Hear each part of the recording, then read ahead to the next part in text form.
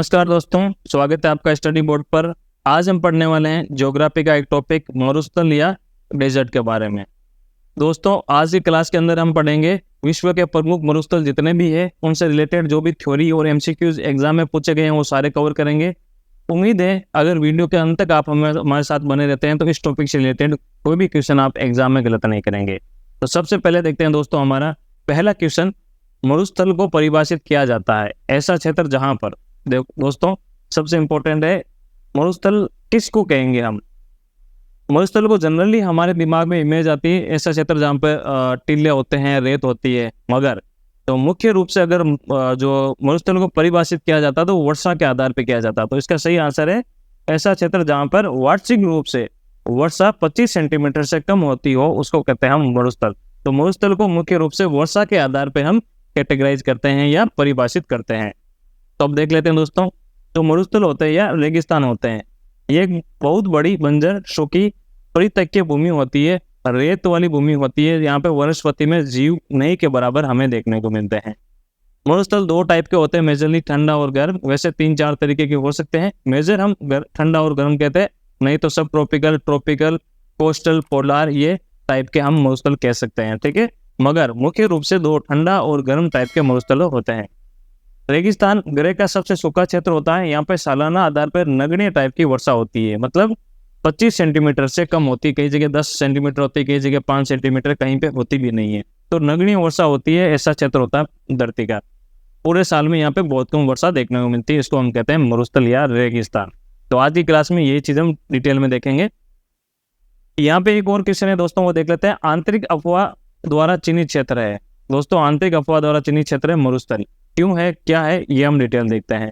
दोस्तों, जो रेगिस्तान का आंतरिक अफवाह तंत्र क्या है, यानी आंतरिक जल निकास या अपवहन तंत्र, इसको कहते हैं इंटरनल ड्रेनेज, क्या है इसको हम समझते हैं। दोस्तों, ये संकीर्ण जल निकास या संकीर्ण जल ड्रेनेज बेसिन है। इसमें क्या होता है आप समझिए, जैसे पहाड़ी क्षेत्रों में आपने देखा होगा वहां से वर्षा होती है, तो वर्षा का पानी नदी द्वारा मैदानों में ले जाया जाता है। वहां से जो पानी होता है हम देखते हैं कि वो महासागरों में जाके मिल जाता है। तो इसको कहते हैं दोस्तों बहिर्गमन या आउटफ्लो। मगर रेगिस्तान जो ये बहिर्गमन है, ये जो पानी का आउटफ्लो उसको रोकता है। यहाँ से कोई नदियां नहीं निकलती रेगिस्तान से। ये जो रेगिस्तान में पानी आता है या रेगिस्तान में जो भी पानी का सोर्स है, ये बहिर्गमन को अलाउ नहीं करते हैं। यहाँ पे झीलों या दलदलों के रूप में अभिसरित कवरेज रहता है ये क्षेत्र। ये जो इस प्रकार का क्षेत्र जो तंत्र है जहाँ पे पानी होता है वहीं पे रहता, बाहर नहीं जाता है। मुख्य रूप से हमें रेगिस्तानी क्षेत्रों में देखने को मिलता है, और कहीं पे भी हो सकता है, पर ये मुख्य रूप से आंतरिक अफवाह रेगिस्तान के पानी के ड्रेनेज सिस्टम का पार्ट है। मगर ये दूसरे क्षेत्रों में भी देखने को मिल सकता है, पर मुख्य रूप से हमें रेगिस्तानी क्षेत्र में देखने को मिलता है। इसका अगर परफेक्ट एग्जाम्पल देखने को मिलता है राजस्थान में स्थित लूणी नदी। लूणी नदी का अगर ड्रेनेज सिस्टम देखें, इसको कहते हैं दोस्तों आंतरिक जल निकास तंत्र का एक पार्ट कहा जा सकता है। ये था रेगिस्तान का आंतरिक अपवहन तंत्र ड्रेनेज सिस्टम, ठीक है।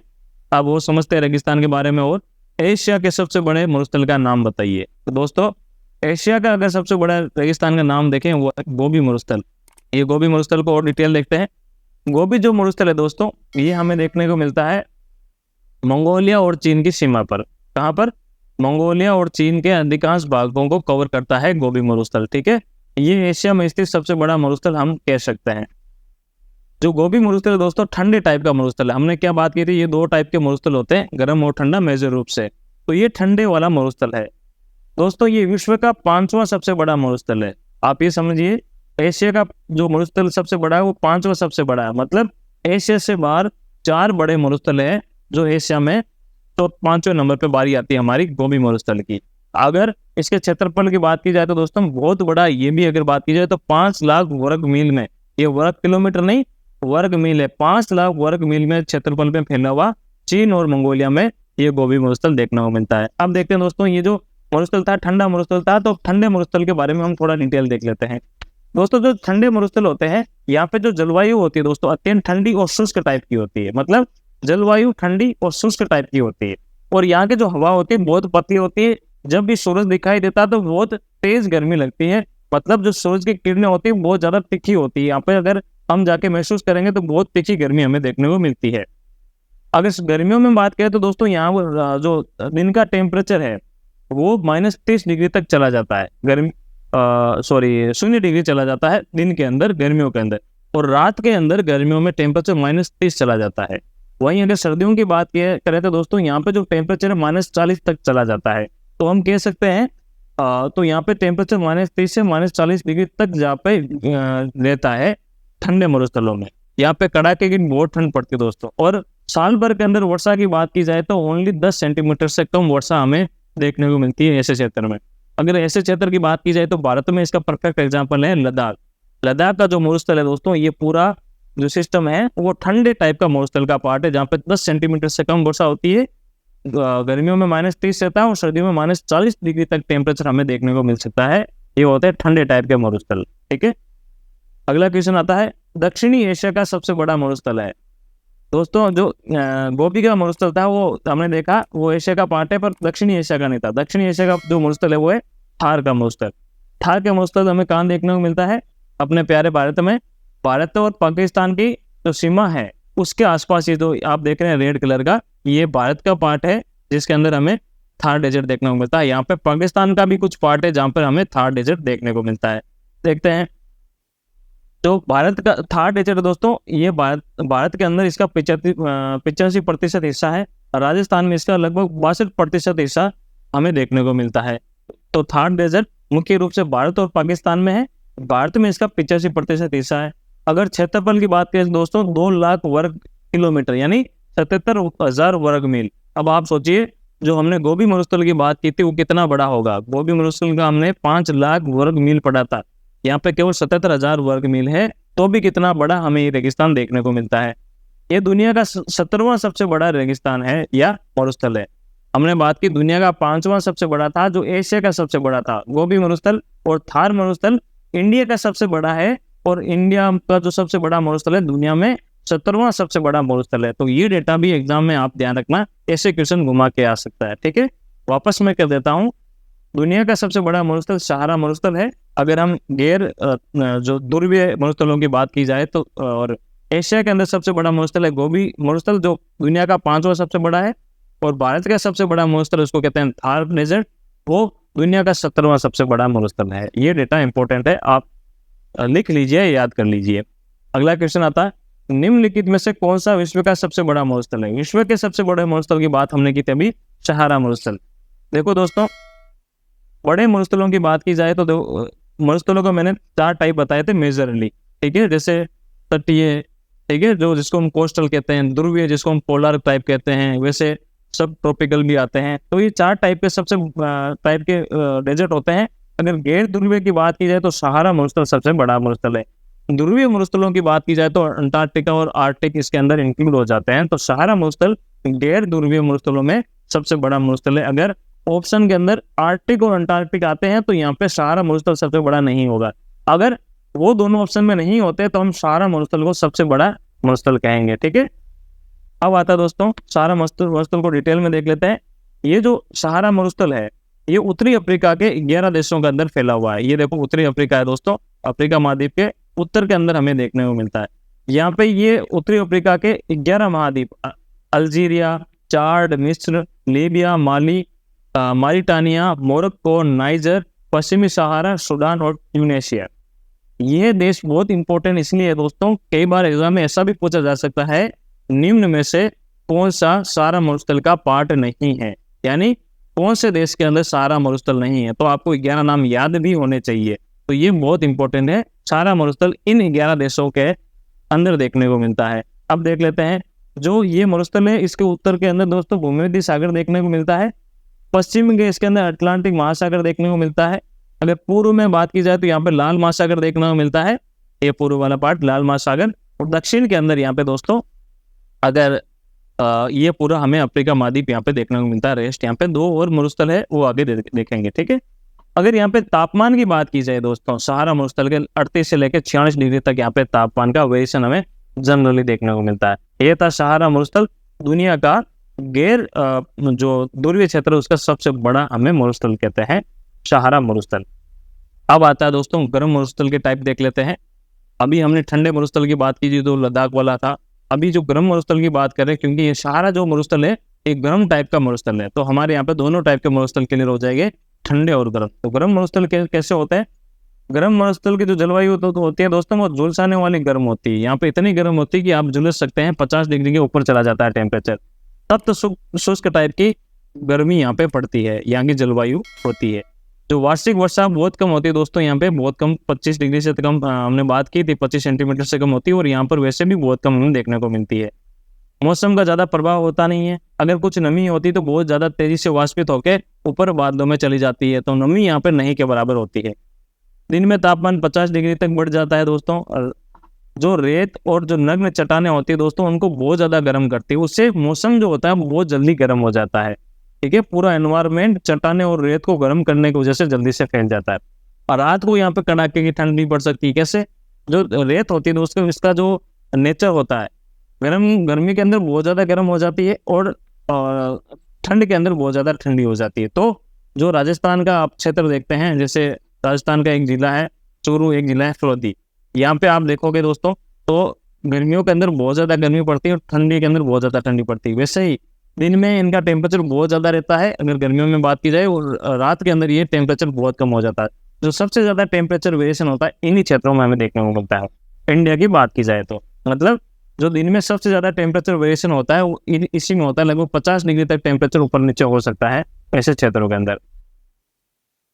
ये गर्म टाइप का जो मरुस्थल का सबसे परफेक्ट उदाहरण है वो सहारा मरुस्थल है, और इंडिया के अंदर हम थार मरुस्थल कह सकते हैं, और दुनिया के अंदर हम सहारा मरुस्थल कह सकते हैं। ठंडे टाइप का जो मरुस्थल था दोस्तों, गोबी मरुस्थल और लद्दाख वाला मरुस्थल, ये ठंडे टाइप के मरुस्थल थे। अब हम देख लेते हैं कौन कौन से ठंडे मरुस्थल है, कौन से गर्म मरुस्थल है। गर्म मरुस्थल की बात की जाए दोस्तों, सहारा जो दुनिया का सबसे बड़ा मरुस्थल है, थार जो हमने अभी बात की थी भारत का सबसे बड़ा मरुस्थल है, कालाहारी मरुस्थल अफ्रीका में देखने को मिलता है। दोनों अफ्रीका के मरुस्थल है, हम डिटेल में भी देखेंगे कालाहारी को। दस्ते लूट और दस्ते काबीर, ये दोनों अरब के मरुस्थल हैं, तो ये हमें गर्म मरुस्थल के टाइप देखने को मिलते हैं। अगर ठंडे मरुस्थल की बात की जाए तो एशिया का सबसे बड़ा गोबी मरुस्थल, अंटार्कटिक मरुस्थल ये सबसे बड़ा ठंडा मरुस्थलों में से एक है, ग्रेट बेसिन मरुस्थल, मोजोवे मरुस्थल और पेंटागोनिया मरुस्थल, ये ठंडे मरुस्थल के पार्ट है। ठीक है, ये 5-6 जो एग्जाम्पल हमने बात की ठंडे मरुस्थल की है, गर्म मरुस्थल की भी हम बात कर चुके हैं। अब देख लेते हैं दोस्तों टकला मकान मरुस्थल। इसको टकला मकान भी आ सकता है, टकला मकान, ये नाम एक जैसे ही है, एक ही नाम है एक ही जगह के। ये मरुस्थल का नाम है टकला मकान या टकला मकान मरुस्थल या टकला मकान मरुस्थल। ये किस देश में स्थित है? तो हम इसका सही आंसर देंगे चीन। ये मरुस्थल है वो चीन के अंदर स्थित है। अब इसको थोड़ा और डिटेल में देख लेते हैं। टकला मकान मरुस्थल है दोस्तों उत्तर पश्चिमी चीन के शिनजियांग प्रांत, कौन सा प्रांत है? शिनजियांग प्रांत में स्थित एक मरुस्थल है। इसके अगर दक्षिण में बात की जाए तो दोस्तों कुनलुन पर्वत है इसके दक्षिण के अंदर टकला मकान के, और पश्चिम में पामीर का पर्वत हमें इसके देखने को मिलता है। उत्तर में यहाँ तियान शान श्रेणियां जो हमें देखने को मिलती है। पूर्व में यहाँ पे गोबी मरुस्थल जो हमने बात की थी, गोबी मरुस्थल की बात की थी जो एशिया का सबसे बड़ा था, तो उसके बीच में हमें यहाँ पे ये टकला मकान मरुस्थल देखने को मिलता है, जिसका वर्ग किलोमीटर के अंदर बात की जाए दोस्तों 3,37,000 वर्ग किलोमीटर में इसका क्षेत्रफल फैला हुआ है टकला मकान का। ये जो जगह है तामीन बेसिन, जो तारीम बेसिन है दोस्तों, उसका हिस्सा है। 1,000 किलोमीटर लंबी ये जगह है और लगभग 400 किलोमीटर चौड़ी ये जगह, जो लगभग 3,37,000 वर्ग किलोमीटर एरिया कवर करती है चाइना का शिनजियांग प्रांत के अंदर ही मुख्य रूप से देखने को मिलती है। तो ये था टकला मकान मरुस्थल, एशिया के बड़े मरुस्थलों में शामिल है। अब एक और क्वेश्चन आता है दोस्तों, किस मरुस्थल को चांद की घाटी यानी वैली ऑफ मून कहा जाता है? अगर मून की वैली अगर किसको कहा जाता है दोस्तों, वह अट्टाकामा मरुस्थल। अट्टाकामा मरुस्थल हमें कहाँ देखने को मिलता है दोस्तों? ये एक तटीय टाइप का, तटीय देखो तट पे देखने को मिलता है, तो ये तटीय टाइप का मरुस्थल है। ठीक है, और आर्कटिक और अंटार्कटिक कैसे टाइप के दोस्तों? वो ध्रुवीय टाइप कहते हैं। ठीक है, तो ये कौन सा है? ये तटीय टाइप का या कोस्टल मरुस्थल इसको कहा जा सकता है। ये कहाँ पर देखने को मिलता है? दक्षिणी अमेरिका महाद्वीप का एक रेगिस्तानी पठार है, जो इंडीज पर्वत श्रेणी है दोस्तों, एंडीज या इंडीज पर्वत श्रेणी है, उसके पश्चिम में हमें ये लगभग 1600 किलोमीटर तक फैला हुआ भूमि का टुकड़ा हमें देखने को मिलता है। मुख्य रूप से हमें ये हम देखने को मिलता है। गैर ध्रुवीय टाइप का रेगिस्तान है अट्टाकामा मरुस्थल। यहाँ पे वार्षिक रूप से वर्षा होती है वो नगण्य टाइप की, कई बार बारिश होती ही नहीं है। तो ये सबसे शुष्क स्थानों में देखने को मिलता है अट्टाकामा मरुस्थल। ये दुनिया का सबसे बड़ा कोहरा रेगिस्तान है। ठीक है, अब इस जगह का यूज क्या है? अमेरिका इस जगह का यूज करता है मंगल अभियान सिमुलेशन के लिए, या पृथ्वी पे जो किए जाने वाले प्रयोग है इसी जगह पे सबसे ज्यादा किए जाते हैं।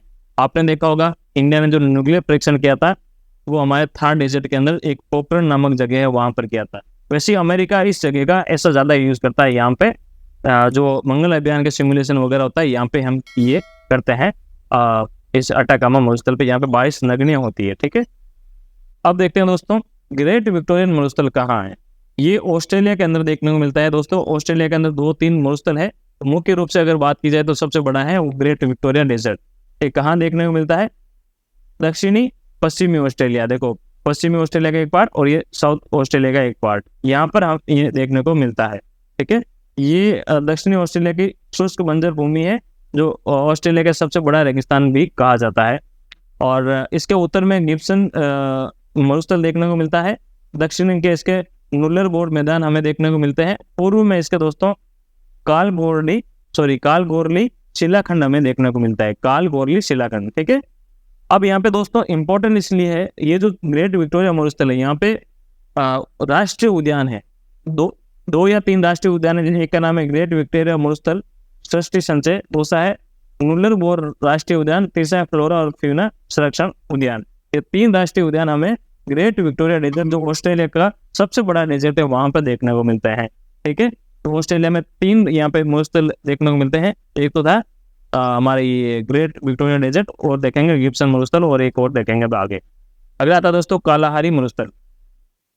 कालाहारी मरुस्थल कहाँ देखने को मिलता है हमें दोस्तों? मुख्य रूप से ये दक्षिणी अफ्रीका जो देश है, ठीक है, अफ्रीका के दक्षिण में भी है। अफ्रीका महाद्वीप की बात की जाए तो उसके दक्षिण पार्ट में, और दक्षिणी अफ्रीका देश में 3 देश है। हम डिटेल देख लेते हैं। यहाँ पे ये 3 देशों के अंदर देखने को मिलता है। देखो बोत्सवाना, ये देखो बोत्सवाना और नामीबिया और साउथ अफ्रीका का कुछ पार्ट। तो 3 देशों में हमें ये देखने को मिलता है। जो अफ्रीकी महाद्वीप के 3 देश है वहां पे लगभग 9 लाख वर्ग किलोमीटर के अंदर ये फैला हुआ अर्धशुष्क रेतीला मैदान है। कालाहारी रेगिस्तान जो एक विशाल रेत बेसिन है जो अंगोला में ऑरेंज नदी के पश्चिम में नामीबिया, देखो नामीबिया, ठीक है, और पूर्व में जिम्बाब्वे, दक्षिणी अफ्रीका तक फैला हुआ एक क्षेत्र है कालाहारी मरुस्थल। अब एग्जाम में जो क्वेश्चन पूछा जाता है कि किन 3 देशों के अंदर पूछा जाता है, 3 देश दे देते हैं, बोत्सवाना, नामीबिया और अफ्रीका, और नीचे दे देते हैं ऑल ऑफ अबव। तो तीनों देशों के अंदर हमें कालाहारी मरुस्थल देखने को मिलता है। ये हो गए 2 मुख्य मरुस्थल जो अफ्रीका में देखने को मिलते हैं। एक तो सहारा मरुस्थल जो उत्तरी अफ्रीका में था, और दक्षिणी अफ्रीका, अगर दक्षिणी अफ्रीका कंट्री का नाम भी है, और दक्षिणी अफ्रीका के दक्षिणी पार्ट के अंदर देखने को मिलता है कालाहारी। एक मरुस्थल और है वो आगे हम देखेंगे। अगला क्वेश्चन आता है दोस्तों, निम्न में से किस अक्षांशीय क्षेत्र में सर्वाधिक मरुस्थल पाए जाते हैं? किस क्षेत्र में पाए जाएंगे? अगर देखा जाए तो दोस्तों 30 से 40 डिग्री जो अक्षांश है उसमें सबसे ज्यादा मरुस्थल देखने को मिलते हैं। क्यों? जो भूमध्य रेखा है दोस्तों, भूमध्य रेखा से हवाएं ऊपर उठती है और ऊपर जाकर ठंडी हो जाती है, और ये जो ठंडी हवाएं क्या करती है 30 से 40 डिग्री दोनों तरफ यहाँ पे जाके फैल जाती है, दोनों तरफ फैलती है। तो जहाँ पर ठंडी हवाएं नीचे जाती है दोस्तों वहां पर हमें जो वर्षा होती है वो बहुत कम देखने को मिलती है, और यहाँ पे हमें सबसे कम मरुस्थल देखने को मिलते हैं। सर्वाधिक मरुस्थल देखने को मिलते हैं। ठंडी हवाएं जहाँ ज्यादा होगी वहां पे मरुस्थल हमें ज्यादा देखने को मिलेंगे। अगला आता है निम्नलिखित में से सर्वाधिक रेतीला मरुस्थल कौन सा है, जहाँ पे सबसे ज्यादा रेत पाई जाए? तो अरबी जो मरुस्थल है दोस्तों यहाँ पे सबसे ज्यादा हमें रेत देखने को मिलती है। तो सर्वाधिक रेत वाला मरुस्थल है अरबी मरुस्थल। एक क्वेश्चन और आता है, निम्नलिखित में से किस क्षेत्र में मरुस्थल की उत्पत्ति नहीं होती है, जहां पर मरुस्थल हमें देखने को ही नहीं मिलते हैं? जो विषुवत रेखा क्षेत्र है दोस्तों वहां पर हमें मरुस्थल देखने को नहीं मिलते हैं, जैसे यूरोप में हमें मरुस्थल देखने को नहीं मिलते हैं। तो अगला क्वेश्चन आता है, मरुस्थल में किस प्रकार की वनस्पति पाई जाती है, यानी मरुस्थलीय क्षेत्र में वनस्पति का क्या तरीका है? तो दोस्तों वहां पे जीरो टाइप या मरुद्भिद टाइप के हमें मरुस्थल देखने को मिलते हैं। अब देखते हैं ये जो रेगिस्तानी वनस्पति है इसका पार्ट देखते हैं दोस्तों। कंटीली झाड़ियां हमें यहाँ पे देखने को मिलती है, और रेगिस्तानी वनस्पति में ये शुष्क मरुस्थल क्षेत्रों में पाई जाती है जो रेगिस्तान का पार्ट है। उष्णकटिबंधीय मरुस्थल महाद्वीपों के लगभग पश्चिमी किनारे पे देखने को मिलता है, जैसे हमारा एशिया महाद्वीप है। एशिया महाद्वीप के अंदर यहाँ पे देखो हम देखा अरब वाला पार्ट है, यहाँ पे रेगिस्तान देखने को मिलता है। वैसे पश्चिमी क्षेत्रों पे हमें सबसे ज्यादा पश्चिमी किनारों पे देखने को मिलते हैं ये शुष्क टाइप के मरुस्थल। यहाँ पे कम बारिश होती है और गर्मी बहुत चिलचिलाती पड़ती है, यहाँ पे जो वनस्पति हो आच्छादन दुर्लभ होती है, बहुत ज्यादा दुर्लभ वनस्पति देखने को मिलती है, नहीं के बराबर। ठीक है, अब बात करें दोस्तों, यहाँ पे जो पौधे होते हैं जनरली सूखे और नमक सहिष्णु होते हैं, या तो एकदम सूखे होंगे या नमक सहिष्णु, यानी नमक को टॉलरेंस करने की कैपेसिटी होती है। इनकी जो पत्तियां होती है, जड़ें होती है, तने होते हैं यहाँ के पेड़ पौधों के, वहां पे पानी जमा होता है, ये पौधे अपने पानी जमा करके रखते हैं। अगर वनस्पति की बात की जाए तो ज्यादातर यहाँ पर झाड़ियां, बबूल, कैक्टस, खजूर के पेड़ हमें देखने को मिल सकते हैं। तो ये क्या थी, रेगिस्तानी वनस्पति, जहां पर हमें कैक्टस, झाड़ियां और बबूल जैसे हमें पेड़ देखने को मिलते हैं। ठीक है, अब देख लेते हैं दोस्तों, विश्व में कहाँ कहाँ पे कौन से देश में मरुस्थल हमें देखने को मिलते हैं। हम इस मैप से देखेंगे तो हमें ये इजीली याद हो जाएंगे और कभी भूलेंगे भी नहीं। तो सबसे पहले देखते हैं अंटार्कटिक। ठीक है, ये मरुस्थल कहाँ है, अंटार्कटिका में, आपको पता है ये पोलर टाइप का मरुस्थल है। दूसरा है आर्कटिक। आर्कटिक कहाँ पर है, आर्कटिक मरुस्थल यहाँ पे देखने को मिलेगा, ये जो मैं निशान लगा रहा हूँ दोस्तों, ये आर्कटिक मरुस्थल का पार्ट है। कहाँ, कौन सा देश है, अलास्का, जो हमें रूस के पास देखने को मिलता है। Alaska, Canada, Greenland, Iceland, Norway, Sweden, Finland और रूस, रशिया वाला पार्ट, ये वाला जो एरिया है दोस्तों, यहाँ पे हमें आर्कटिक ओशन या आर्कटिक ये मरुस्थल देखने को मिलता है। सहारा मरुस्थल, सहारा मरुस्थल हमने बात की थी, ये वाला पार्ट है दोस्तों। सहारा मरुस्थल हमें उत्तरी अफ्रीका में देखने को मिलता है। अरबी मरुस्थल कहाँ देखे, अरेबियन जो पेनिनसुला है दोस्तों, ये वाला, यहाँ पे हमें अरेबियन मरुस्थल या अरबी मरुस्थल देखने को मिलता है। फिर आता है गोबी मरुस्थल, अभी हमने बात की थी। गोबी मरुस्थल ये है, मैं मैप में चिन्ह लगा रहा हूँ, मंगोलिया और चीन वाला पार्ट है। ठीक है, ये हो गया हमारा गोबी मरुस्थल। अब आता है पेंटागोनिया, कहाँ पे देखने को मिलता है, ये अर्जेंटीना, साउथ अमेरिका में। जो एटाकामा मरुस्थल देखा था हमें, उसके नीचे पेंटागोनिया मरुस्थल देखने को मिलता है। फिर आता है ग्रेट विक्टोरिया, जो हमने देखा था ऑस्ट्रेलिया का सबसे बड़ा है ग्रेट विक्टोरिया, जो पश्चिमी और दक्षिणी ऑस्ट्रेलिया के अंदर देखने को मिलता है। फिर आता है कालाहारी, कहाँ पे देखने को मिलता है, ये 3 देश थे, कौन से, बोत्सवाना, नामीबिया और साउथ अफ्रीका, वहां पर हमें ये 3 देशों के अंदर कालाहारी मरुस्थल देखने को मिलते हैं। ठीक है, फिर आता है ग्रेट बेसिन। ग्रेट बेसिन कहाँ, संयुक्त राज्य अमेरिका, ये देखो यूएसए के अंदर ये वाला पार्ट जो है, यहाँ पे ग्रेट बेसिन हमें देखने को मिलता है। तो ये कुछ मुख्य हो गए, कुछ और देख लेते हैं। सीरिया, कहाँ पे, सीरिया, इराक, जॉर्डन, सऊदी अरब, यहाँ पे सीरियन जो डेजर्ट है हमें देखने को मिलता है। यहाँ पे मैप में मैं चिन्ह लगा देता हूँ। अगला आता है चिहुआहुआ मरुस्थल, जो हमें मैक्सिको, अमेरिका में जो ग्रेट बेसिन देखे थे उसके जस्ट नीचे हमें चिहुआहुआ मरुस्थल हमें देखने को मिलते हैं। एक और मरुस्थल है दोस्तों, ग्रेट सैंडी, ऑस्ट्रेलिया। ऑस्ट्रेलिया के 3 मरुस्थल हमने बात की थी। देखो, एक हो गया ग्रेट विक्टोरिया, ग्रेट विक्टोरिया के बाद ग्रेट सैंडी, उसके बाद आता है गिब्सन। देखो, तीनों जो ऑस्ट्रेलिया के मरुस्थल है जी से शुरू होते हैं, ग्रेट विक्टोरिया, ग्रेट सैंडी और गिब्सन। और एक ग्रेट से शुरू होता है ग्रेट बेसिन, जो कहाँ पर है, अमेरिका में। ठीक है, तो ग्रेट सैंडी ऑस्ट्रेलिया का मरुस्थल है। फिर आता है काराकोरम। काराकोरम देखो यहाँ पर आता है, ये देखो काराकोरम, वो भी मरुस्थल के पश्चिम के अंदर हमें देखने को मिलेगा, उज्बेकिस्तान और तुर्कमेनिस्तान में। और एक और आता है दोस्तों काजिलकुम, ये देखो काजिलकुम हमें उज्बेकिस्तान, तुर्कमेनिस्तान और कजाकिस्तान, ठीक है, यहाँ पर देखने को मिलता है। जो रशिया से अलग होकर यहाँ पे ये देश बने हैं, वहां पे देखने को। तकलामाकन कहाँ पर, चीन के अंदर, जो हमने पढ़ा है। थार, भारत और पाकिस्तान के अंदर थार मरुस्थल जो सीमा बनाते हैं, ठीक है। अट्टाकामा कहाँ पर मिलेगा हमें, चिली, ये देखो साउथ अमेरिका के चिली देश में मुख्य रूप से। नामीब, देखो हमने बात की थी अफ्रीका में 3 टाइप के मरुस्थल है। बड़े मरुस्थल की बात की जाए तो सहारा, कालाहारी और नामीब। नामीब 3 देशों के अंदर, अंगोला, नामीबिया और साउथ अफ्रीका। तो 3 देशों के अंदर हमें ये नामीब मरुस्थल जो अफ्रीकन कंट्री है देखने को मिलते हैं। तो दोस्तों ये थे मुख्य मरुस्थल जो हमने देश के अकॉर्डिंग, कंट्री के अकॉर्डिंग याद किए हैं। ये दोनों जो हमने देखे हैं स्लाइड, दोनों का आप स्क्रीनशॉट ले लीजिए। इसमें से ही मेजर क्वेश्चन आ जाएंगे, क्योंकि जनरली एग्जाम में पूछे जाते हैं ये जो मरुस्थल है कौन से देश के अंदर हमें देखने को मिलता है। यहाँ से आपके काफी क्वेश्चन कवर हो जाएंगे। अब दोस्तों मरुस्थल के कुछ फैक्ट हम देख लेते हैं, ये भी एग्जाम में पूछे गए हैं। सारे वही पॉइंट है जो एग्जाम में पूछे गए हैं, वही मैं यहाँ लेके आया हूँ। तो एक बार आप सारे पॉइंट देख लीजिए, यहाँ से आपके काफी मरुस्थल के पॉइंट क्लियर हो जाएंगे। पहले हमने देखा था दक्षिणी एशिया का सबसे बड़ा मरुस्थल, दक्षिणी एशिया की बात की तो थार है। और एशिया का जो सबसे बड़ा हमने कौन सी बात की थी, गोबी मरुस्थल। संसार का सर्वाधिक जनसंख्या घनत्व वाला मरुस्थल, ठीक है, जनसंख्या और जनसंख्या घनत्व दोनों पूछा जा सकता है, वो है थार मरुस्थल, जो भारत में पाया जाता है, भारत और पाकिस्तान में। तो जो भी मरुस्थल जहां पर भी है दुनिया में, वहां पर इतनी जनसंख्या नहीं है स्थिति हमें हमारे भारत वाले मरुस्थल में जो थार मरुस्थल वहां पे देखने को मिलती है। भारत के किस भाग में सर्वाधिक दैनिक तापांतर पाया जाता है? कहाँ पर? जो हमें पहले बात की थी कि जो मैंने बात की, राजस्थान का कुछ इलाके हैं जहाँ पे फलोदी से लेके चूरू, यहाँ पे जो शेखावटी और मारवाड़ का इलाका, यहाँ पे रात में तापमान बहुत ठंडा रहता है और दिन में तापमान 50 डिग्री तक चला जाता है।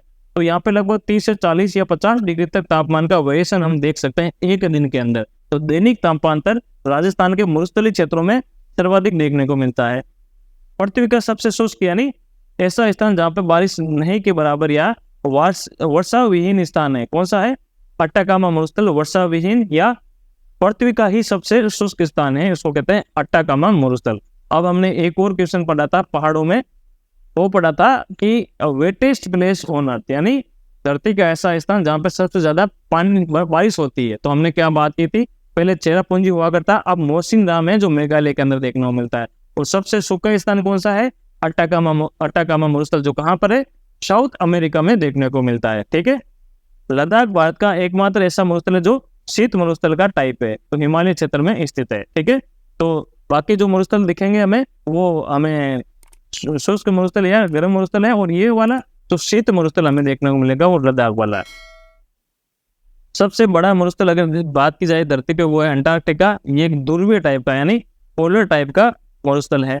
सबसे बड़ा उष्ण मरुस्थल, अगर गर्म मरुस्थल या उष्ण मरुस्थल की बात की जाए तो सहारा मरुस्थल वो है सबसे बड़ा उष्ण मरुस्थल, और धरती का सबसे बड़ा मरुस्थल भी है। अगर नॉन ध्रुवीय यानी गैर ध्रुवीय की बात की जाए तो यूरोप एकमात्र ऐसा महाद्वीप है दोस्तों जहां पर कोई भी मरुस्थल हमें देखने को नहीं मिलता है। हमने पहले भी बात की है कि विषुवत रेखा पे हमें कोई भी मरुस्थल हमें देखने को नहीं मिलता आसपास में। यहाँ पे देश की बात की जाए तो या महाद्वीप की बात की जाए तो दोस्तों यूरोप ऐसा महाद्वीप है जहाँ पे कोई भी मरुस्थल हमें देखने को नहीं मिलता। बाकी 6 के 6 महाद्वीप पे हमें बड़े बड़े मरुस्थल देखने को मिल सकते हैं। ठीक है। जैसे आर्कटिक, अंटार्कटिक की बात कर ली, अमेरिका की बात कर ली, ऑस्ट्रेलिया में बात कर ली, हमें सहारा में बात कर ली, और एशिया की भी बात कर ली। हर एक महाद्वीप में बड़े बड़े हमें मरुस्थल देखने को मिलते हैं। अफ्रीका का सहारा और एशिया का हमने बात की थी, कौन सा सबसे बड़ा था? वो भी मरुस्थल भारत में था आ गया वैसे। ठीक है। अंटार्कटिक, आर्कटिक तो खुद से हो गए। ऑस्ट्रेलिया में ग्रेट विक्टोरियन हो गया, अमेरिका में ग्रेट बेसिन हो गया, साउथ अमेरिका में हमने अभी अट्टाकामा बात की। तो लगभग हर महाद्वीप के अंदर हमें देखने को मिलेगा एक्सेप्ट यूरोप। ये क्वेश्चन भी बहुत इंपॉर्टेंट है। अगला एक और देख लेते हैं। पृथ्वी की सतह का 1/3 भाग मरुस्थल से घिरा हुआ है। तो अगर एग्जाम में पूछा जाए तो धरती का कितना प्रतिशत भाग वो है मरुस्थल, तो 1/3 भाग धरती के मरुस्थल है। ठीक है। ये बहुत इंपॉर्टेंट है, तो ये भी आप ध्यान रखिए। तो दोस्तों ये थी आज की क्लास जिसके अंदर हम मरुस्थल को डिटेल पढ़े थे, बहुत एमसीक्यूज भी देखे, उससे रिलेटेड सारी थ्योरी भी हमने कवर की। उम्मीद है लगभग इससे सारे एग्जाम में क्वेश्चन कवर हो जाते हैं। तो आप ये सारी चीजें देख लेंगे तो लगभग आपके सारे क्वेश्चन एग्जाम में मरुस्थल से रिलेटेड सही हो जाएंगे। तो कैसा लगा हमारा ये कंटेंट, हमारे कमेंट सेक्शन में जाके बताइए। हमारे चैनल को सब्सक्राइब कीजिए, अपने दोस्तों के साथ ये वैल्यूएबल कंटेंट शेयर कीजिए। हमारी मेहनत पसंद आ रही तो हमारे और भी वीडियोस देखिए, हमारे चैनल पे जो शॉर्ट्स है वो भी देखिए। मिलते हैं अगली क्लास में ऐसे ही एक वैल्यूएबल कंटेंट के साथ। तब तक नमस्कार, जय हिंद।